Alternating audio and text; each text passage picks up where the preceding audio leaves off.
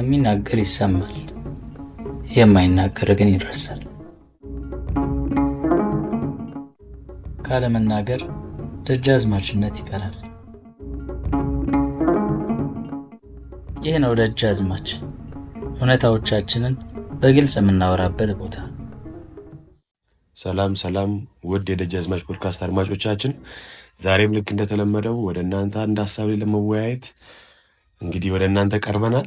ዛሬ የምንወያይበት ሀሳብ ልክ ከዚህ በፊት እንደተለመደው ይህ በወጣትነት ዙሪያ የተገናኘ ወይ ደግሞ የሆነ ቁም ነገር አዘል ብቻ ሳይሆን አሁን እንግዲህ ባሳለፍነው ሳምንት እንግዲህ ሁሉም ሰው የሚያከብረው የክርስትና እምነት ተከታዮች የሚያከብሩት በዓል ስላሳለፍን እሱ ላይ እስቲ በዓል ላይ ትንሽ ነገር ካልን ብለን ነው ወደ እናንተ የመጣ ነው።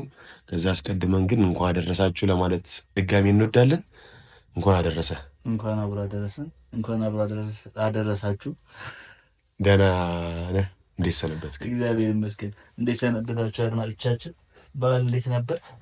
ያው በእርግጥ ገና ነው መሰለኝ ሳምንቱ፣ እስከ ዳግማ ትንሣኤ ድረስ ይቀጥላል። እስካሁኑ እሑድ ድረስ እንደዚህ የሚቀጥለው እና ግን ያው እንኳን አደረሳችሁ ለማለት በድጋሚ እንወዳለን። ዛሬ እንግዲህ ያመጣነው ሀሳብ ወደ እናንተ በዓል ላይ እስቲ እንዴት ነው አብዛኛው ሰው እንግዲህ በዓልን የሚቀበለው፣ ከዛ ደግሞ በእኛ ሀገር የኑሮ ስታንዳርድስ እንዴት ነው የምናሳልፈው፣ በዓልን በምን አይነት መልኩ ነው የምናሳልፈው የሚሉትን ያው እና እንዴት ነውስ ደግሞ አሁን ለምሳሌ ሰው የሚወደው ነገር አለ ከበዓል የማይወድም ደግሞ ሰው አለ። ይሄ በዓል የሚባለውን ሀሳብ በአጠቃላይ እና እሱ የሆነ እሱን ሀሳብ ትንሽ ለመነካካት እንግዲህ በበዓል ዙሪያ ላይ ለማውራት መጥተናል።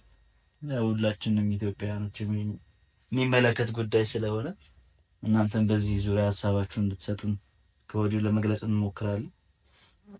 መጀመሪያ ላይ ግን እንደ ሰራተኛ ካሰብከው ማለት አሁን እስፔሻሊ ደግሞ ተቀጥሮ እንደሚሰራ ሰው ካሰብከው የየትኛውም በዓል አንተን ይመለከታል። በዓል የማትወድም ሰው ብትሆን በዓሉ ከሰኞ እስከ ዓርብ ባለው ውስጥ እንዲውል በጣም ትፈልጋል። ምክንያቱም ያው ይሄ ከስራ እንትን ለማለት ለማረፍ የሚዘጋበትን ቀን የክርስትናም ሆነ የእስልምናም ሆነ የሀገራዊ ባህሎች ነው የሚባሉት አይደለ? ብሔራዊ ባህሎች እነሱንም ቢሆን እንትን ማለት አይቀርም፣ ማስታወሰ ካላንደር ማየት አይቀርም። ተማሪ ስትሆንም እንደዛ ነው።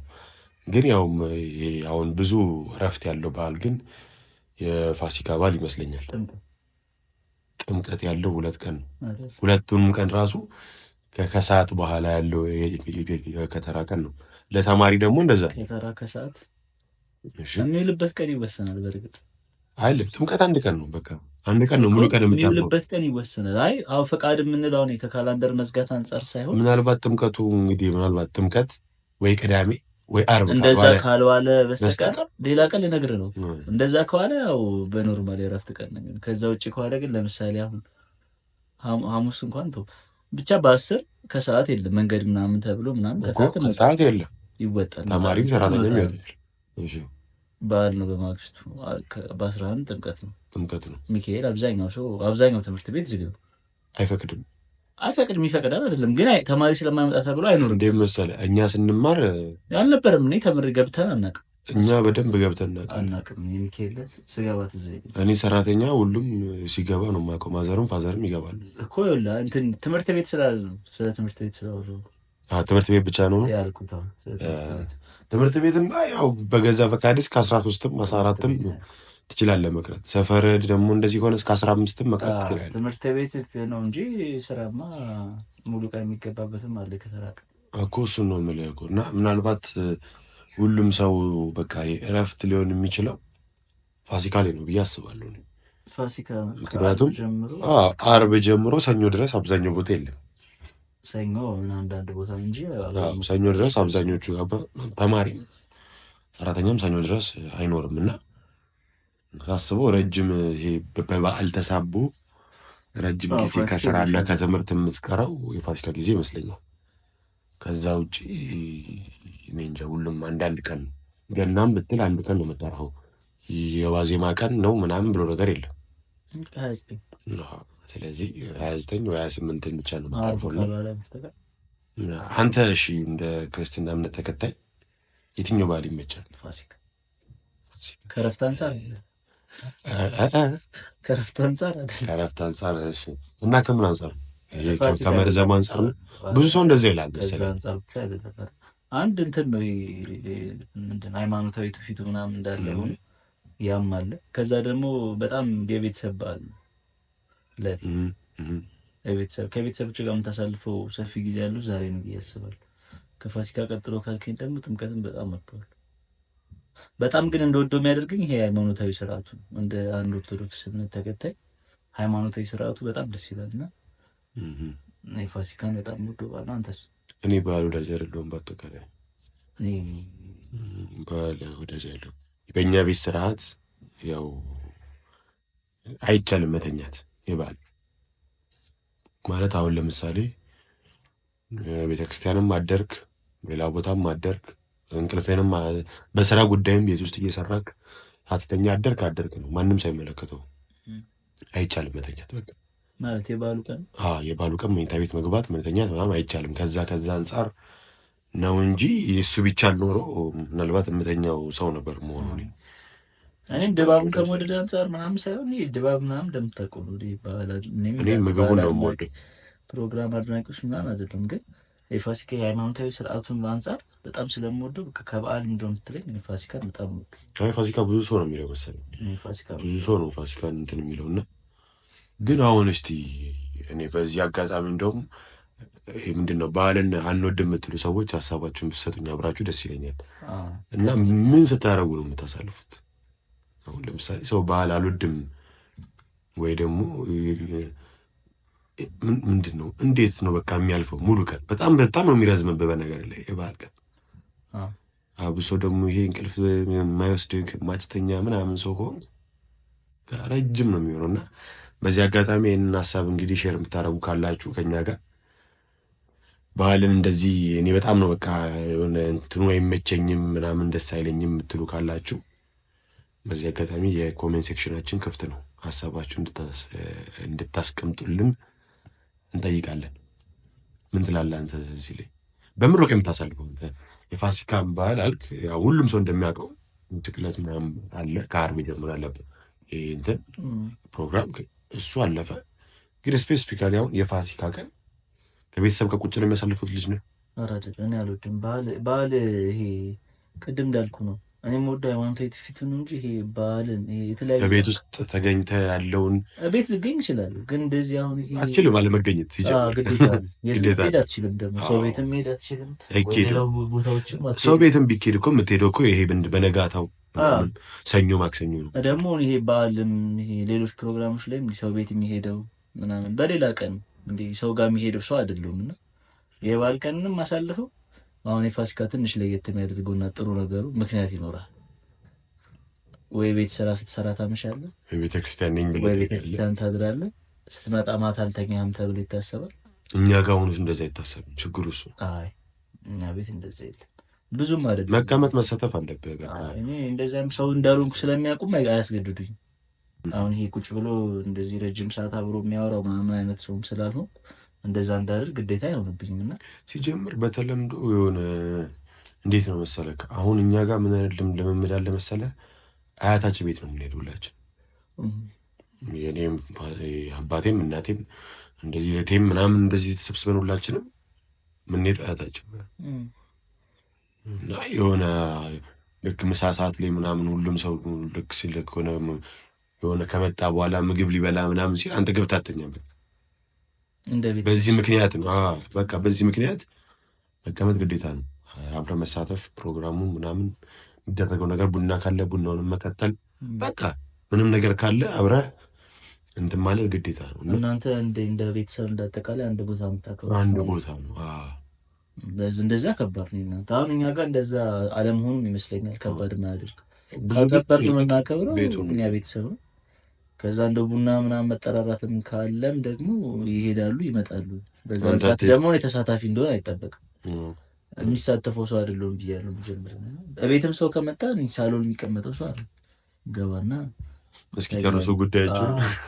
ሲወጡም አላልመለስ ይችላሉ። በተለይ አሁን ይሄ መጥፎ ነገሩ ይሄ ስልክ ምናምን ከመጣ በኋላ ደግሞ እዛ ባትኖርም ከስልክ ጋር ምናምን በርቀት ታዘጋለህ። ግን አሁን ስልክ በሌለ ሰዓት ወይ ደግሞ የምታሳልፍበት ጊዜ በሌለ ሰዓት ደግሞ ጊዜው አይሄድም። የፋሲካ ጥሩነቱ ቅድም እንዳልኩ ማታ ቤተክርስቲያን አድረህ ከመጣ ያው አተኛም ዘይት ሃይማኖታዊ ስርዓቱን ጨርሰህ ከመጣ በኋላ ማታ ተሰብሰበ አለ የባህሉ ስሜት አለ። እሱን ምናምን ካሳለፍክ በኋላ ይደክማል፣ ይነጋጋል አይነት ነገር እንጂ እሱን ስትል ምን ስትል ያው የምትመጣው ከ9 ሰዓት በኋላ ነው። ቤት ቅርብ ከሆነ ምን ይሆናል? ቤት ቅርብ ከሆነ ያው ቶሎ ትደርሳለህ እንዳልከው ተኩል፣ ካልሆነ ግን እስከ 10 ልትቆይ ትችላለህ። ግን አሁንም ቀረ ያው ብቻ ያው የኛ የቤተሰብ ደግሞ ይሄ ምግቡ ምኑ ቡናው ምን ሲባል ሳታስበው ይነቃል ምናምን። እዚያ ያኔ ያው ድካም ይኖራል ምናምን። እነሱም ሲሰሩ አድረው ሊሆን ይችላል። እስከ ተወሰነ ሰዓት እንረፍ ምናምን እንዲባል ይችላል። ታርፋለህ። እኔ በዛው አርፌ ግማሽን ቀን እዛ ላይ ጨርሻለሁ። እሑድ አይደል? የበዓል ቀን በጣም ረጅም ነው። የበዓል ቀን አይደለም እሑድ ደግሞ ለእኔ ከባድ ነው። እሑድ ረጅም ቀን ይላል እኮ እሱ አይደል ዋና የበዓሉ ቀን። ከዛ ደግሞ እሑድ ላይ ደግሞ በጣም ረጅም ነው። በቃ እሱን ነው ይሄን የፈለኩት። በእርግጥ በዓል ሆኖ እንዴት መሰለ፣ በዓል ሆኖ እንትንም ቢሆን ሰኞ ምናምንም ቢሆን ሮብም ቢሆን የበዓል ቀን እንደዚሁ ባይ ዲፎልት ረጅም ነው መሰለኝ። ብዙ ነገር ስለምትሰራበት ነው ወይ ደግሞ እንዴት ነው ወይ አልጋ ላይ ብቻ ወይ ዲዚ የሆነ ቦታ ተቀምጥ ስለምታሳልፈው ነው መሰለኝ። ባላቅም እሱን እርግጠኛ ሆኜ እንትን ነው የሆነ ትንሽ ከሌላው ቀን ለየት ይላል መሰለኝ። የሆነ እንደ መርዘም ነገር ይላል መሰለኝ። ከበዓል ደስ ይላል እንካል ሲጀምር ዋናው ነገር እሱ ነው። ግን እንትን ልበልና ያው ባለፈውም ብለናል እንደ ሀበሻ በዓልም ሆነ ምንም ሆነ ሀዘንም ሆነ ምግብና መጠጥ ግዴታ ነው አለ። የሆነ በቃ ቤተሰቦቻችንም ዋናው ፎከስ የሚያደርጉት እሱ ላይ ነው። እና ኢቭን ብዙ እናቶች አሁን ምናልባት ሌላ ሰው ከሌላቸው በስተቀር የሃይማኖታዊ ስርዓቱን የመሳተፍ እድላቸው ትንሽ ነው። በምክንያቱም ቤት ውስጥ ያለውን ነገር እንትን ለማድረግና ካለው ይሄ ከምግብ ምርጫ ምናምን የትኛው ሞር ያጓጓል? ከምግብ ነገር ቤዝዶን የሆነ ፉድስ ያው እኔ ብዙ የሚያጓጓኝ ነገር ስላለ እዚህ አጋጣሚ ጠየቁ። አንዳንዴ አሁን በዓል ቅድም ከፋሲካ እንወደዋለሁ ምናምን ስል አብዛኛው ሰው የሚጠብቀው ነገር አለ። ፋሲካ ሲመጣ ሁል ጊዜ የምናስበው ዶሮ ነው። እንደ ሀበሻ ሙሉ በዓል ሲመጣ ዶሮ ነው። በተለይ ፋሲካ ደግሞ ዶሮ በቃ ዶሮ ያለው ሌሊትም ደግሞ ስላለ ያለውም የሌለውም እሷን ለማድረግ ነው። በቃ ሁሉም ጥረት የሚኖረው ሌላ ነገሩን እንኳን ማድረግ ባትችል ያችን ነገር ለማድረግ ትሞክራለን። ከሆነ ጊዜ በኋላ እና እንዴት እንደሆነ በማላውቀው ሁኔታ ከሆነ ጊዜ በኋላ ይሄ ባህላዊ የሚባሉት ምግቦች አሉ አይደል? በተለይ ፍስክ የምንላቸው ስጋ ወጥ፣ ዶሮ ወጥ ብቻ ከስጋ ጋር የተያዙ ምግቦች ጋር ያለኝ ነገር በጣም ቀንሷል ሳይሆን ትቻለሁ ማለት ይቻላል። በጣም የምትወደው ምግብ ምንድን ነበር ካልከኝ ግን ዶሮ ነበር። ዶሮ በጣም ውድ ነበር። አሁን ዶሮም እንትን አትልም ከበላው ምናልባት ረብስ ነው። በጣም ሽንኩርት ምንድን ነው ቁሌቱን የሚባል እሱን ነው በላው። እንቁላል አልወድም። በተለይ ደግሞ ዶሮ ውስጥ ያለውን እንቁላል አልበላም። ምንም አበላም ማለት እኮ ነው። ምናልባት አይብ ምናምን ካለ አይብ ከከብት ጋር የተያዘ ቅቤ ምናምን እኮ በጣም አስቸጋሪ ነው እንደዛ ከሆነ። እነሱን ነገሮች ነው ማለት እንዴትም እኮ አታሳልፈውም ማለት እኮ ነው። በቃ አሁን ከሆነ ጊዜ በኋላ ለበዓል ያለኝ እንትንም አሁን ቤተሰቦችም ደስተኛ ነው። አሁን ከሆነ ጊዜ በኋላ ይሄ ቤት ተሰርቶ አልበላም ምናምን ስትል ሲጀምር ቅድም ያልኩህ እኮ እሱን ነው። ለብቻ መቀመጥም ያልበላም ማለት ምናምን እንደዚህ ደስ አይልም። እና አሁን በቃ ዝም ብለህ ገብተህ ያው መሳተፍ ነው እንጂ በቃ ምንም የለም። በተለይ አሁን ማታ ስገባ ምናልባት ያው ግዴታ መቅረብ አለበት እቀርባለሁ ምናምን እና ከበላው እንዳልኩ የምበላው እንትኑ ከስጋው ውጭ መረቁ ነው እንጂ ከዛ ውጭ ሌላ የምጠቀም ምናልባት አይብ ምናምን ካለ እሱ ስጋም ከሆነ ያው ያን ያህል እንትኑ የለኝም። ከበላውም ያው ከሆነ ጊዜ በኋላ ትንሽ ጤንነት ላይ ጥሩ አይደለም እና ትቻለሁ ማለት ይቻላል። ግን በፊት የምትወደው ካልከኝ ግን ዶሮ ወጥ በጣም ወድ ነበር። ከሁሉም ምግቦች ዶሮ ይመቸኝ ነበር በጣም አንተ ትልቅ ይሄ ምንድን ነው የሚባለው መበደል ላይ ነው አሁን ላይ እና ማዘር ራሱ አሁን በቃ ሁሌ ይደበራታል በዓል በመጣ ቁጥር። እውነት ነው መብላት ሲጀምር አለብህ ግዴታ። እንደው ሲጀምር ኢትዮጵያ የሆነ ራስ የሚታወቀው እኮ የበዓል ቀን እሱን መብላት ነው፣ ዶሮ ምናምን መብላት ነው። እሱን ካልበላ ሲጀምር ምንም እንትን የለውም። በግ ቢቀር ይሻላል አሁን ዶሮ ከሚቀር። ለምሳሌ በግ ገዝተክ ዶሮ ይቅር ከምትል ዶሮ ተገዝቶ በጉ ቢቀር ይሻላል። ከምንም ነገር አንጻር ከዋጋም በለው ከስራ ከማቅለልም በለው ከምንም ነገር ያው እንትን ዶሮ ስራዋ ከባድ ነው ብዬ አስቤ ነው። ፕሮሰሱ በጣም ብዙ ከበግ እኩል አይሆንም ብዬ አስባለሁ። እና በጣም እንትን ነው ከበግ ራሱ ይልቅ ዶሮ ሞር የተሻለ ቫሉ ያለው ብዬ አስባለሁ በኢትዮጵያውያን ዘንዶች። አንተስ ግን? እኔ ሁሉም ሰው አሁን ያውቃል ብዬ አስባለሁ። እስከ ዛሬም ስናወራ ከሰሙት የምግብ ነክ ነገር ላይ ስፔሻሊ ይሄ ስጋ ነክ ነገር ላይ በጣም በጣም በጣም ደስ ብዬ ነው ራሱ መበላው ደስ ብዬ እና በጣም ሲጀምር ዋና አሁን በጣም ክፉ ልታናግረኝ ነው። ባህሉ እንዳለ ሆኖ ሃይማኖታዊ ስርዓቱ እንዳለ ሆኖ የሆነ የስጋ ነክ ነገሮች መገኘታቸው በባህሉ በጣም ከሚያስደስተኝ ነገር ውስጥ አንዱ ነው። ጀመር አበሻ በምክንያት የሚበላ በቃ ባለፈው ብለን ነው እሱን ምንም ነገር ሁን ምንም ሙትም ተነሳም ተወለድም ለምንም ነገር በቃ አለ ምግብ። ስለዚህ እሱ ነገር በጣም እኔ እንዳልኩ ነው። ስጋውንም እንቁላሉንም ዶሮንም ሁሉንም ከሚሉት ወገን ነኝ። ኢቭን አሁን ጓደኞቼ ምናምን ይደውላሉ የሚያውቁኝ ሰዎች በዚህ አጋጣሚ ራሱ ሊስቁ ይችላሉ። እና ስልክ ምናምን ሲደውል ራሱ ስልክ የሚያነሳው ልጅ አይደለሁም እየበላው ከሆነ በልቼ ምናምን ጨርሼ ምናምን ነው ስልክ ራሱ ማነሳው። ለገበታው ካለ ክብር አንፃር ለገበታው ካለኝ ክብር አንፃር በቃ ነው በቃ። ከዛ ውጪ ምንም የለም። ስፔሻሊ ደግሞ የዚህን ጊዜ ደግሞ የገበታው ክብር ከሌለ ለገበታው መቼ ሊኖረ ግን አይ ሌላ ጊዜ አሁን ሲደወልልህ ታነሳለህ። አዎ ግን አንስተው ግን ብዙም ከሚያወሩት ወገንም አይደለሁም። የዛኔ እየበላ ግዴታ ነው። በጣም ይህንን ሀሳብ በጣም ብዙ ሰው እንደውም አሁን እየተወው ነው እንጂ ገበታ ክቡር ነው። ሌላው ቢቀር ራሱ ከውጭ ትልቅ ሰው ምናምን ሲመጣ ምግብ ከያዝክ አትነሳም። እንግዲህ አሁን እስቲ ምግብ ሳትይዝ ሞክረው እስቲ ቤት ትልቅ ሰው መጥቶ አትነሳ እና ሞክረው። በጣም ብዙ ሰው አይን ውስጥ ነው የምትገባው ምናምን ሰው እንዴት ስርዓት የሌለው ነው ምናምን የምትባለው። ግን ሰው ሲመጣ ራሱ ገባ ምግብ ከያዝክ ገበታ ላይ ከሆንክ አትነሳም። ከገበታ ላይ አትነሱ ነው የሚባለው። በነገራችን ላይ አድማጮቻችን በዚህ አጋጣሚ አይደለም ስልክ ተደውሎለት አጠገብ ያለውን ሰው ላይ ያዋራም ምግብ ሲይዝ። ምግብ ክቡር ነው እየተበላ አይወራም። ከሱ አንፃር አይደለም በነገራችን ላይ እና ከምን አንፃር ነው? ምግብ ከመውደድ አንፃር አይደለም።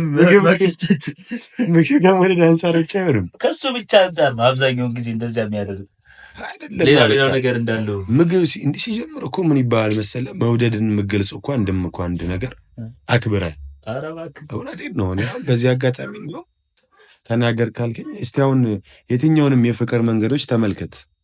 ሁሉንም የፍቅር መንገዶች ብትመለከት እንደዛ ነው። መጀመሪያ ከፍቅሩ በላይ ይሄ ከሌሎቹ ነገሮች ከሚደረጉት ነገሮች በላይ ሊያሳስብ የሚገባው ዋናው ነገር እንትን ነው። ይሄ ክብሩ ነው። ገባ? ከወደድከው ላታከብረው አትችልም። ስለዚህ ደግሞ የምታከብረው ከሆነ ደግሞ እየተበላ አይወራም፣ እየተበላ ወደዚህ ወደዛ አይባልም፣ እየተበላ ሰው እንዲተነስቶ አይጨብ ምናምን በቃ ብዙ ነገር አለ እየተበላ። ስለዚህ በዚህ አጋጣሚ እንደውም ይህንን ስርዓታችንን ብንመልሰውና ሁላችንም እንግዲህ ቢያንስ እንግዲህ ይችን ባህል እንደው ቢያንስ እንግዲህ ይሄንን ፖድካስት ሁላችንም እንግዲህ የምናየው ባህሉ ካለፈ በኋላ ነው። ግን እስከ ዳግማ ትንሣኤ ድረስ ቢያንስ ይችን ባህል እናክብራት። ሌሎች ባህሎችን ምክንያቱም እንዴት ነው የተበላ ምግብ ላይ ተሆኖ ሌላ ነገር አይሰራም። በቃ ልክ ምግብ ሲመጣ ስልክ ምናምን አይነሳም፣ ነውር ነው። ስልካችንን ሳናነሳ ስልካችንን ሳናወጣ ምግባችንን እንብላ፣ ወይ ደግሞ ገና መጀመሪያ ሳንቀመጥ ነው መሆን ያለበት። እንግዲህ ያው እየተዋወቅን ነው እንግዲህ የምንሄደው ብለናል ከዚህ አስቀድመን። ስለዚህ በዚሁ አጋጣሚ የደጃዝማች ፖድካስት አንዱ አባል እንደዚህ ብሏል ብላችሁ እንደው እስቲ ቢያንስ ይህችን ባህል በስርዓት እንግዲህ ምግባችንን እንሳተፍ ለማለት እወዳለሁ። መልካም ሀሳብ ነው። በዚህ አጋጣሚ ክብር ለሚሰጠው ነገር ክብር እየሰጠን ብንሄድ ጥሩ ነው የሚለው መልዕክት ለማስተላለፍ። አዎ ምግቡ ላይ ብቻ ፎከስ አናድርግ። ክብር ለሚሰጠው ነገር በአጠቃላይ ክብር እንስጥ። በቃ እሱ ዋናው በቃ ቃሉን አግኝተዋል። ዋናው ነጥብ እሱ ነው። በዓል በመጣ ቁጥር ግን አንድ ጥያቄ በዚህ ላንሳለኝ። በዓል በመጣ ቁጥር ይሄ ሀገር ልብስ፣ ባህላዊ ልብሶች እንደዚህ ምናምን ከሚለብሱት ወገን ነህ? እኔ አልወድም። ይሄ ምንድን ነው የሚባለው? አንተ ልጅ ግን የማትወዱ ነገር በዝቷል ተብሎ ኮሜንት እንዳይደረግልኝ። ሊደረግ ይችላል ብዬ አስባለሁ፣ ግን እንትን አልወድም። ይሄ ራስን የሆነ ነገር ውስጥ መክተት ነው የሚባለው። ሀገር ልብስ እኮ መገደብ አልወድም። እንደውም እንድንከራከር እንደውም እፈልጋለሁ። እዚህ ሀሳብ ላይ በጣም እንትኑ ካለመደገፍ አንጻር አይደለም፣ የተሳሳተ ነገር ካለመደገፍ አንጻር አይደለም። አሁን ከሃይማኖታዊ ነገሩም ውጭ ሆኖ የሆነ ነገርን ለማክበርክ አንዱ መገለጫ አለባበስ ነው ባይነኝ። እንደው ቤት መተህ ምናልባት አሁን የበዓል ቀን ምናምን ቤት መተህ ምናምን ራሱ ብታይ ድንገት ምናምን ብታይ በቁምጣ ምናምን ሌላ ጊዜም ታውቃለህ፣ ያው በጣም አስቸጋሪ ነው። እንደዚህ ግን አይደረግም። ቁምጣ ምናምን የሚመቸው ሲሆን እና አብዛኛውን ጊዜ ነፃነት የሚሰጥ ልብስ ይመቸኛል። ያውን ከውበት ምናምን ከማሳመር ምናምን በላይ መጀመሪያ ቅድሚያ ምቾትን አስቀድማለሁ። ሰፋ አድርጎ እኮ ማሰፋት ነው ሀገር ልብሱ። ከኔ ሰውነት ጋር እሱም ነፃነት ይሰጣል። ከኔ ሰውነት ጋር ሰፋ ያለ ልብስ።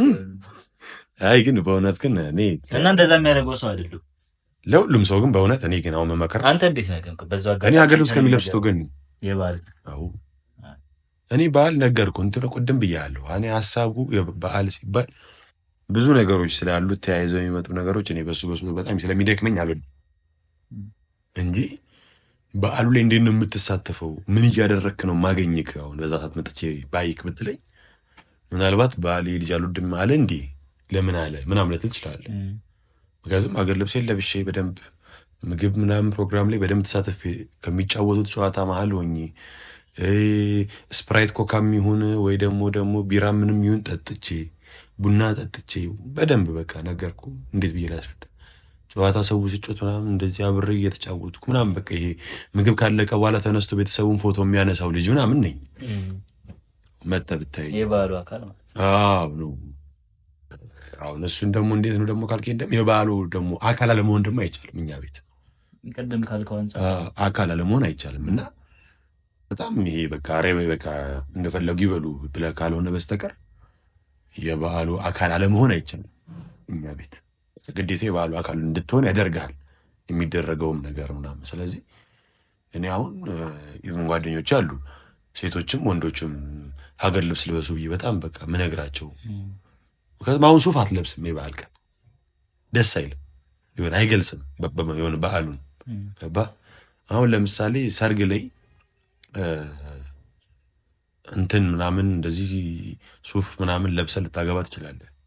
የመልስ ቀን ግን ሀገር ልብስ ሲሆን በጣም አሪፍ ነው። ኢቨን ይባላል እኮ ከሰርግ በላይ በጣም ሞር ድል ያለ በቃ የሚሆነው መልስ ነው ይባላል። ምክንያቱም ሰዎችም አርፎ ይመጣሉ፣ አለባበሳቸው፣ ስርዓቱ፣ ኢቨን ዲኮሩ ምናምን ራሱ በጣም በቃ በጣም አሪፍ ነው። እና እኔ ሀገር ልብስ ምናምን ላይ በጣም የምደግፈው ሰው ነኝ ከሱፍ በላይ።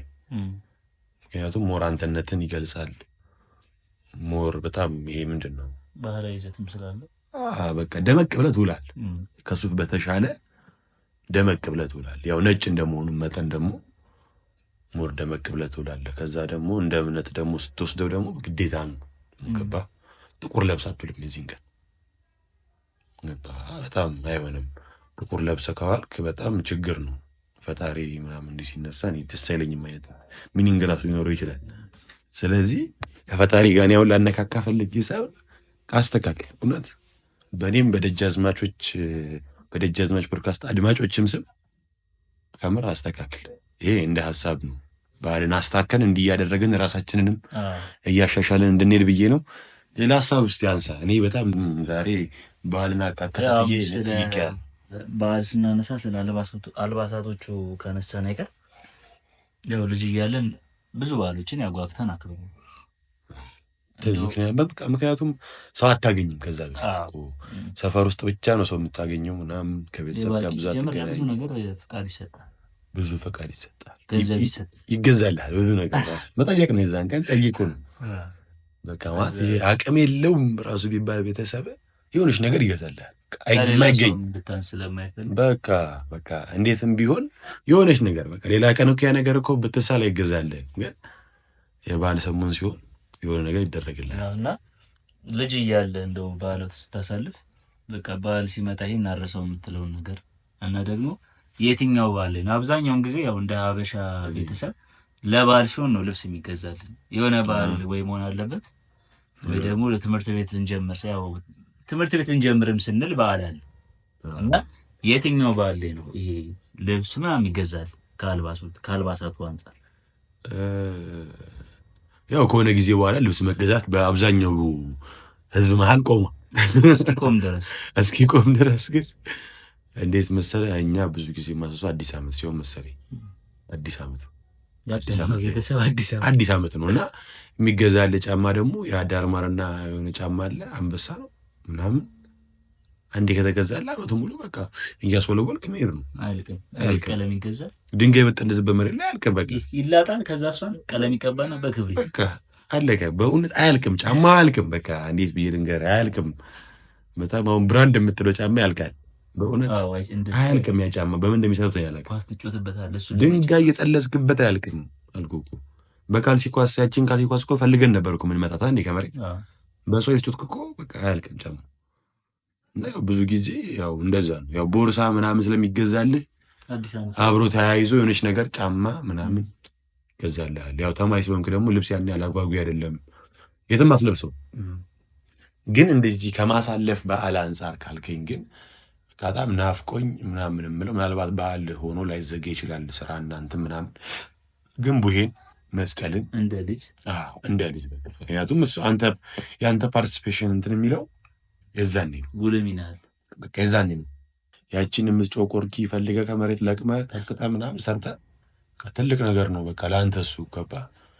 በ12 ቡሄ እኮ ሊከበር ማታ ላይ አንተ በ11 ጀምሮ እየቀጠቀጥክ ነው ቆርኪ ፈልገህ በ11 አሁን ቡሄ ስትል በዚህ አጋጣሚ ይቅርታ ስላቋረጥኩ ግን አሁን ላይ ምናምን አስተውለህ ታውቃለህ? የለም እኔ አጋጥሞኝ አያውቅም። የለም ኢቨን ለአዲስ ዓመተኛ አበባ ምናምን ስለን ሰተን እናውቃለን። አበባ ግን አሁን አይ ካለመኖሩ ብቻ ሳይሆን እንትኑ እንደ በፊቱ ነው። ይሄ ትውፊቱ ማለት ያው እንትን የሚባልበት ሆያ ሆያ የሚባልበት ቀን ራሱ አንዳንድ ጊዜ እንትን ይላል።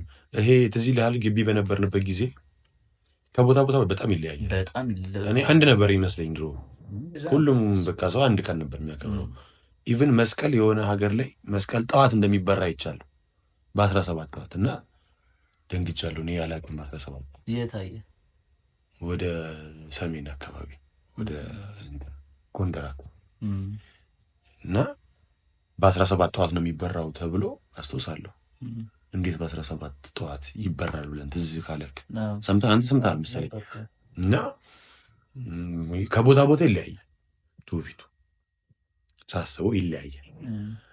ቡሄም በጣም ቡሄ ኢቭን የማይከበርበት የማይጨፈርበት ቦታ እንዳለ አይተናል የሆነ ቦታ ላይ እና የሆነ እኛ ግን ልጅ በነበርንበት ጊዜ ግን ይሄ ገና ፋሲካ ምናምን ተቀምጦ ከመብላትና በቃ እነሱ ሲጫወቱ አንተ ውጭ ወጥተህ ከሰፈር ልጆች ጋር ወይ ካሉ ልጆች ጋር ከመጫወት በዘለለ ምንም ነገር አታደርግም።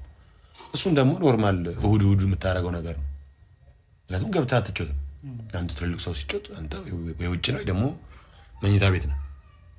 ስለዚህ በቃ ግን አንተ ባህሉ ላይ በጣም ሃይ ኢንቮልቭመንት ያለ በቃ ኖሮህ የምታሳልፈው ቡሄን አዲስ ዓመትን መስቀልን እንጂ ከዛ ውጭ እኔ በዓል እንዲህ ነው ብዬ ጠብቄ የመጣበት በዓል ትዝ አይለኝም። እና ሳስበው ደግሞ የሆነ አብዛኛው የኢትዮጵያ እንትን ህዝብ ይሄ በቃ የሆነ እንደዚህ አይነት ነገር ላይ ነው የሚሆነው ብዬ አስባለሁ ፎከሱ።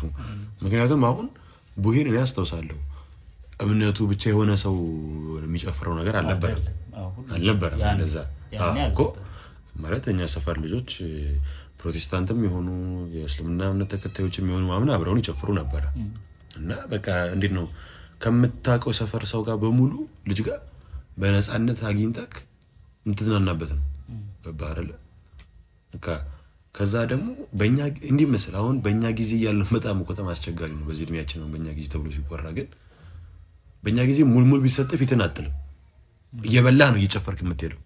ሙልሙሉን ወይ ደግሞ የሆነ ቦታ ላይ ይቀመጣል በፌስታል ወይ ደግሞ ይቆረስና እዛው ምናምን ተካፍለክ እየበላክ ወይ ሌላ ቤት ደግሞ ትሄዳለህ ልጨፍር እንጂ ፊትን አጥልም። የሆነ አይደብርህም፣ አታኮርፍም።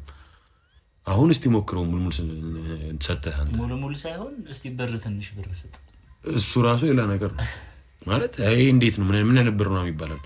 ለእኔ ጠረቼው ጨፈረልኝ ይመስል ገባ በጣም አይባልም። እና በጣም እንደው በዚያ አጋጣሚ እንደውም እንደዚህ የምትጨፍሩ ሰዎች አድቡ። ልጆች እንደዚህ የሆነ ብር ብቻ ካልሆነ አንቀበልም ሙልሙል አንቀበልም ምናምን የምትሉ ሰዎች ካላችሁ አድቡ። ከዛ ደግሞ አበባልኩ ደግሞ አዙሩ። ምንም ነገር ሳይዞር ዝም ብሎ ገንዘብ አይገኝም ወይ እንደዚህ ዝም ብሎ ዳቦ አይሰጥም። ቤተ መጥቶ አይሰጥም። በቃ ጊዜ በኋላ እንትን ሆነ መሰለኝ ይሄ ገንዘብ የማግኛ ምንጭ ሆነ መሰለኝ ከሆነ ጊዜ። በቃ ከዛ ደግሞ የሚጨፍሩት ፋራዎች የማይጨፍሩት ደግሞ አራዳዎች ምናምን የሆኑ ደግሞ ይመስላቸዋል መሰለኝ እንዴ። ኧረ በጣም በጣም ነውር ነው። አድቡ በቃ ተው፣ እንደዚህ አይነት ነገር አቁሙ። በደጃዝማች ፖድካስት ስም እንዲሁም በሁሉም በዓላት ስም በቃ አድቡ ተው። እንደዚህ አይነት ነገር ይቅርባችሁ እንጂ በጣም ከሰው ጋር አያስማማም በእውነት። እኛ ውሻ እያባረርን ጨፍረናል እንዴ? እያባረረህም ጨፍረሃል እኮ። እያባረረን አልኩ እያባረረን ውሻ ጮኸብህ ምናምን ጨፍረሃል። ታባራለህ። ቆንጆ ዱላ ይዘህ ደግሞ እንዴ በደምብ ጨፍረናል። ስለዚህ አድቡ በቃ። የሆነ ቀን ላይ ምናምን በ11 ምናምን በ16 ቀደም ብላችሁ ቆርኪያን ቀጥቅጡ በቃ እውነት። አሁን እኮ የሚጨፍረው እኮ ምናልባት ይሄ ከቤተክርስቲያን የሚወጡ ልጆች አሉ አይደለ? ሰንበት ተማሪዎች በቃ እነሱም ብቻ ነው የምታየው። ማታ ማታ ሰፈር ሲበራ እኮ እንደ ድሮ እንደዚህ የከሌ ምናምን ችቦ አዋተህ እኮ ነው የምታበራው። ገባ? በጣም ቤትህ እኮ ምናልባት ካበራህ እኮ ግቢ ስላለ ነው። ግቢ ያለው ሰው ደግሞ ምን ያህሉ ሰው ነው አስቡ። አብዛኛው ሰው ግቢ የለውም። እና ያክ የሆነች ሰፈር ጋር ወጣ ብለህ አብረህ ተሰብስበህ ችቦ ይዋጣል ምናምን አብረህ ነው የምታበራው። እና ትጨፍራለህ እየዞርክ ምናምን ቆርኪን እያጮክ። አሁን የለም በቃ ሲጀምር ይሄ እንትኑም ነው መሰለኝ ይሄ የራስ ግቢ የራስ ምናምን ህይወት በቃ የማህበራዊ ነገሩ ይቀርና በጣም እንትን። ከዛ ደግሞ ካለፈ ደግሞ ይሄ የመጠጥ ብቻ ሰረሞኒ ደግሞ ይሆናል። የመጠጥ ሰረሞኒ ብቻ ሆነና ዋናው ይሄ የቡሄው ነገር ሳይኖር ኢቨን ችቦን ራሱ በደንብ ሳታበራ ግጥሙን የማያውቀው በጣም ብዙ ሰው አለ። እኔ ቅድም እንዳልኩ ነው የሌላ እምነት ተከታይ በሙሉ መጥቶ ሲያበራ እኔ ያስታውሳለሁ። እና የሆነ ግጥምን ባታውቀው ራሱ ቢያንስ የችቦን ስነስርዓት ጨርሰ ከዛ በኋላ እንግዲህ ጠጣለሁ ያለ ሰው አልጠጡ አንልም። እንግዲህ እኛ እንትን እያስተማርን ስላልሆነ አልጠጡ አንልም። በቃ የሚፈልግ ሰው ምናምን እንደፈለገ ያድርግ። ግን ቢያንስ ያለውን ባህሉን ባናስቀር ጥሩ ነው። እና በልጅነቴ እኔ በጣም በቃ የምጓጓለት ባህል እሱ ሰፈር ራሱ ትገባ መሬት እያየ ነበር የምትሄደው። ቆርኪ ፈለጋ ሱቅ ምናምን ቆርኪ ያለው ትስላለች። የሆነ ጊዜ ያቺ ፍሪጅ እንደመጣች ነበረች እቺ እንትን ይሄ ቆርኪ ምናምን እንትን ምንድን ነው እቺ መክፈቻ ያላት ነገር ፍሪጅ ላይ ያለች የዛን ጊዜ እንደ አዲስ የሆነ አዲስ ነበረች። እና ሻይ ቤት ላይ በቃ እና እዛው ስለከፍተው ስለሚያስቀምጡት ቆርኪ ከነሱ ነበር የምትወስደው ምናምን። ሱቅ ላይ አብዛኛውን ጊዜ አይኖርም። ምናልባት እዛው ቆሞ የሚጠጣ ምናምን ከሌለ በቃ ሻይ ቤት ግሮሰሪ ምናምን ግን አይጠፋም። እነሱ ጋር በቃ ብዙ ይኖራል። እና ብቻ እንደዛ ነው እልሃለሁ። ሌላ ሀሳብ ከሌለ ከሀሳባችንም ጠቅለልናል። ሀሳብ ካለ ግን ጠይቅ። ከመጠቅለላችን በፊት ሁሌ ጥያቄ የሚሆንብኝ ነገር አለ እና አንዳንድ ጊዜ ልክ ነው ይሄ ማለት ይሄ ባህላዊ ነገሩን ከማክበር ምናምን አንጻር ልክ ነው። ግን አንዳንድ ጊዜ እንደ ኢትዮጵያ ማህበረሰብ እንትን አይደሉም ብዬ ማሰባቸው ነገሮች አሉ። በዚህ ልክ መሆን የለባቸውም ብዬ ማሰባቸው ነገሮች አሉ። እንዴት እስቲ ልነግርህ ነው። አሁን ወደ ጥያቄ ልመጣል ነው። አስተውለህ ከሆነ በዓል ሲሆን የተለያዩ ፕሮግራሞች ሲኖሩ የሚወጡ የተለያዩ ወጪዎች አሉ ከወጪ አንጻርማ እና ከዛ አንጻር እንዴት በዓል ሲመጣ የምታስባቸው ወይም ደግሞ ካለፈም በኋላ ይዞት የሚመጣው ነገር የለም ብለህ ታስባለህ? እንዴት መሰለን አሁን እንደ ሀበሻ እናትና አባቶኝ ሳስበው ምንድነው ለምሳሌ አንተ አሁን ውሃ ቢጠማህና ውሃ መግዣ ብር ባይኖርህ ለውሃማ ላንስም ትላለህ አይደል? ልክ እንደዛ ይመስለኛል። ሁሉም ሰው እንደየእምነቱ አሁን እስልምናም ቢሆን 3 በዓል አለው መሰለኝ አይደለ? ረመዳን፣ አራፋና መውሊድ። በክርስትና መተ እንደዚህ የሆነ አበይት በቃ ዋና የምትላቸው አሁን ያው ጥምቀትን እንግዲህ አደባባይ በዓል ስለሆነ ጥምቀትን እንደዛ ቤትም ተሳልፍበት እድል ጠባብ ስለሆነ ያው እንትንን ገናን ፋሲካን ከዛ በኋላ ይሄ ጾም ፍቾች አሉ መሀል ላይ ነሐሴ ጾም ምናምን እንደዚህ ሲያልቅ የምታደርግበት በዓል አለ እና በአመት ለሚመጣ 3-4 በዓል ካለፈም ደግሞ በጣም 5 በዓል ብንለው አዲስ አመትን ምናምን ጨምረን ደግሞ 6 እናደርገው። በቃ በአመት ላይ የመጣ 6 በዓል እንዴት አነሳለሁ ነው እኔ በቃ እኔ የሚገባኝ ከሆነ ጊዜ በኋላ የገባኝ እና አሁን ለምሳሌ አሁን ብዙ የኮንዶሚኒየም ቤቶችን ብታይ ወይ አፓርትመንት ቤቶችን ብታይ በግ ምናምን አይገዛም ያለውም ነገር ስለማይመች ማለት ነው። ያ ብትገዛም ጣጣው ብዙ ነው እኮ ያለው ነገር ስለማይመች አብዛኛው ቤት በግን አይገዙም። አቅም ከማነስ ብቻ ሳይሆን በቃ ያለው ነገር አይመችም ሲቹዌሽኑ። ምናልባት ቅርጫ ተብሎ የሆነ ቦታ ታርዶ ቅርጫውን ያመጡ ይሆን እንጂ ስለዚህ በአመት የሆነ ቀን ላይ ምናምን ለሚመጣ ነገር ለዚህም አላንስም ከሚለው ነገር አንፃር ይመስለኛል በዋናነት እንደዛ ነው። እሺ በዋናነት አንዱ ከዚህ በተረፈ ግን ያለው አሁን አንዳንድ ቤት አለ ዶሮም በግም ቅርጫ ምናምን ሁሉም ቦታ ሁሉ ነገር ውስጥ በቃ የሚገቡት እነሱን እኔ እንጃ እኔ አላቅም ወጪው ከምን አንፃር ነው። የሆነ ጊዜ እኔ አስተውሳለሁ በሬ በስንት ሺህ ብር ተሸጠ ምናምን ተብሎ በመቶ ሺዎች ምናምን እንደዚህ ተሸጧል ምናምን ተብሎ በጣም ነው ማለት ለምን ትበላው ለሆድህ አስቡ የሆነ አይታየም። የሆነ ሰውየው ለዚህ ነው እንዴ በሬን ያደርኩት ያለውን አንተ ታውቀዋለህ ታሪኩን ታውቀዋለህ እና እንደዛ የሚሆን ይመስለኛል። ግን አብዛኛው ሰው ግን አሁን ዛሬ ዶሮ ስንት ብር ገባች 1000 ምናምን እኮ አለፈች እኮ አይደል እንዴ ዶሮ እኮ ነው ያስወሳሉ። በእውነት ነው የምነግርህ 100 ብር ምናምን ሲባል እኮ 100 ብር ምናምን ሲባል እኔ አስታውሳለሁ በእኔ እድሜ ማለት ነው። አረ 100 ብር የቅርብ ጊዜ እና ከፍ ካሉ በእውነት በቃ ማለት እንዴ ብዬ ልንገርህ በግ 300 አሁን ለየትኛው ደርሰናል 300-400 ብር እንዴ እኔ በግ በስንት ብር 700 ብር ምን ያስወሳሉ 300-400 ብር ደርሰናል። እኔ እንጃ አይመስለኝም እንዴ መሰለህ ምናልባት እኛ ልጅ ሆነን አይነግሩንም በዚህ ብር ገዛም ብለን አይነግሩንም። ካደግን በኋላ የሰማነውን ግን እኔ 700 ብር ምናምን በግ አስታውሳለሁ። 1000 ብር ነው በደንብ 1000 ብር በደንብ አምና የነበረ የበግ ዋጋ እኮ በጠይቅ እኮ 10 11 15 20 ምናምን አለ። ለምን በጣም አይሆንም እና ከሆነ ጊዜ በኋላ ደግሞ በጣም በቃ ይቅርታ አድርግልኝና እኔ ምን ያህል ወጪ እንደሚያስወጣቸው አላውቅም። በግ አምራቾቹም ማን ነው የሚያራቡትም ዶሮ እርባታ የሚሰሩት ማን አላውቅም ወጪያቸውን ለምን እየጨመረ እንደሆነ ምናልባት ምግቡ ነው መሰለኝ አላውቅም። ግን ምን አለ መሰለህ ድሮ ነው ያስታውሳለሁ እንደዚህ ስንሄድ ከሚገዛ ሰው ጋር የሆነ ተከራክረህ ምናምን በቃ የሆነ አልገዛም ብለሃቸው ምናምን ስትሄድ ራሱ መተው ምናምን አረ በቃ ድጋሚ ይቀነስልሃል ምናምን አሁን አይቀነስልህም። ከፈለክ ትገዛለህ ካልፈለክ በቃ ሂድ ነው ገባ። የሆነ እንደ ገዢ ራሱ የሆነ ትሪት አትደረግም። በጣም በቃ የሚያስቀይም ነገር ማለት ነው። ከሆነ ጊዜ በኋላ እኛ ምን ችግሩ ማለት ገባ። የሆነ አሁን እኔ አሁን አንዳንድ ጊዜ ምን አለ መሰለክ በዓሉ ይለፍ በዓሉ አልፎ ለምሳሌ ፋሲካ አለ አይደለ ፋሲካ ይለፍ ዳግመ ትንሣኤ ወይ ደግሞ ከዳግመ ትንሣኤ እንግዲህ አሁን በክርስትና እምነት ኦልሞስት ወደ 50 ቀን ይበላል አይደለ 50 ቀን ይበላል። ስለዚህ ቀስ ብለህ 3ኛው ሳምንት ላይ በገዛው ጾሙ እስኪ የሰኔ ጾም እስኪ ገባ ቢያንስ ተበልዋል። ዶሮም ታልቃለች። ሲጀመር ዶሮ በጣም ከቆየ 3 ቀን 4 ቀን በጣም እንደው ቤተሰብ ከሌለ ሳምንት አለቀች። እንደው ምናልባት ያረድከው ዶሮ 2-3 ካልሆነ በስተቀር እንደዛም ሆኖ እንግዳ የሚመጣብህ ሆነ እንትን አይቆይም እና ቀጣይ ሳምንት ላይ ምናምን እንደዚህ እንትን ብትለው በገዛው ቢያንስ እንትን ትላለህ ባይነኝ እኔ የሆነ ነገር ማስተካከል ምናምን ትችላለህ። ማለት ገንዘብ ሴፍ ታደርጋለህ።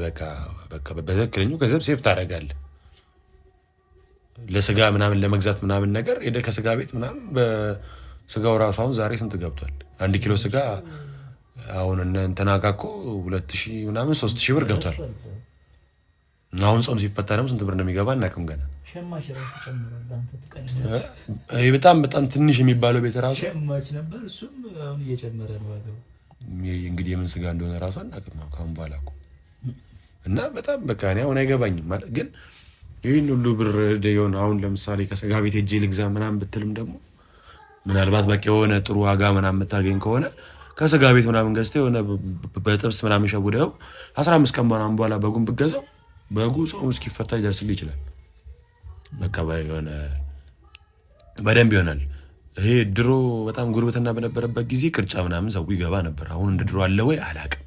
አለ መኖር ግን አሁን ቅድም እንዳልከው ነው። አሁን ይሄ ከዋጋ አንጻር ቅድም እንዳልከው ያ ዋጋ በጣም እየጨመረ ሄደና የተሳታፊውን መጠን እያነሰ ነው። ያንን የሚያሟላው ሰው እንትን አቅሙ እያነሰ መጣው። ለምሳሌ እኔ ቅርብ ጊዜ ትዝ ይለኛል ሩብ ነው 3000 ነው 4000 ብር ሰምቻለሁ። አሁን ቅርብ ጊዜ 3000 ብር እንደዛ ሰምቻለሁ። አይሆንም፣ በጣም ከባድ ነው። እና በተለይ ደግሞ እንደ ትልልቅ ባል የሚደርስ ደግሞ ምን ያህል የሆነ ምን ያህል ስጋ ነው የሚደርስ አታውቅም። እንደየሰው ብዛት እኮ በጣም ብቻ ግን በጣም ቆንጆ ነገር ነበረ። ቅርጫ በጣም ጥሩ ነገር በጣም ጥሩ ነገር ነው። ጉርብትናንም ደግሞ በጣም ያጠናክራል። በጣም ይሄ ልክ ሲታረድ ምናምን ነገር ሌሊት 11 ሰዓት ላይ ምናምን እንደዚህ ወተክ ምናምን ነገር መሳተፉ ምናምን ደስ ይላል። እሱ አሪፍ ነው። እና ብቻ ሀሳባችንን እዚህ ጋር እንቋጨው። እንግዲህ ወጫችሁን ሁላችሁን ቆጠብ አድርጉ። ምክንያቱም ያው እንግዲህ ስራ አለ፣ ህይወት ማስተዳደር አለ። ከበዓል በኋላ ራሱን ማስተዳደር ስላለ ወጫችሁን ለመቆጠብ ሞክሩ። እንግዲህ ምንድነው እየሸጣችሁ ያላችሁ ሰዎች ደግሞ በዚህ አጋጣሚ ይሄንን እንግዲህ የመስማት እድሉን ካገኛችሁ ዋጋ ትንሽ እያስተካከላችሁ እንግዲህ ብንተሳሰብ በዓሉ የጋራ ነው፣ እንተሳሰብ ለማለት እንወዳለን። በድጋሚ ለመላው የክርስትና እምነት ተከታይ በሙሉ እንኳን ለብርሃነ ትንሣኤ በሰላም አደረሳችሁ እያልን ባህሉ እንግዲህ የሰላም፣ የደስታ፣ የፍቅር፣ የጤና፣ የመተሳሰብ ሰውን እንግዲህ እየረዳን የምናሳልፍበት በዓል እንዲሆንላችሁም እንመኛለን። ያው በዚሁ አጋጣሚ ያው ብዙ ጊዜ ይባላል ግን ያው አብዛኞቻችን እዛ ነገር ላይ አንሳተፍም ብዬ አምናለሁና በቻልነው መጠን ከባቢያችንን አይተን ብናሳልፈው በዓሉን ብዬ አስባለሁ። በዙሪያችን ብዙ ሰዎች አሉ የእኛን እርዳታ የሚፈልጉ። ምናልባት በሰፊው ላናደርግ እንችላለን ግን በቻልነው መጠን እኛ ብቻችንን ዶሮውንም ቅቅሉንም ምኑንም ምናምን ከምንበላ ከምናደርገው ቢያንስ ምሳችሁን በልታችሁ ከጨረሳችሁ በኋላ ቢያንስ ወጣ ብላችሁ ለሰው እንደዚህ አይነት ነገሮችን ማድረግ ብንችል ያው አሁን ያለንበት ነገር ላይ እንገኛለን ብዬ አላስብም። በመጨረሻም ሁላችሁንም እንኳን አደረሳችሁ ለማለት እንወዳለን። ሁሉ ጊዜ እንደምንለው ካለመናገር ደጃዝማችነት ይቀራል። ይህ ነው ደጃዝማች። እውነታዎቻችንን በግልጽ የምናወራበት ቦታ ነው። ሁላችሁም ወደኛ መታችሁ እውነታዎቻችሁን በግልጽ አውሩ። እናመሰግናለን። መልካም አውደ ዓመት፣ መልካም በዓል። እናመሰግናለን።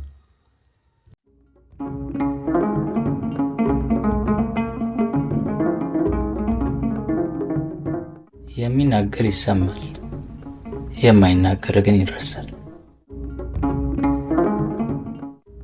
ካለመናገር ደጃዝማችነት ይቀራል። ይህ ነው ደጃዝማች፣ እውነታዎቻችንን በግልጽ የምናወራበት ቦታ።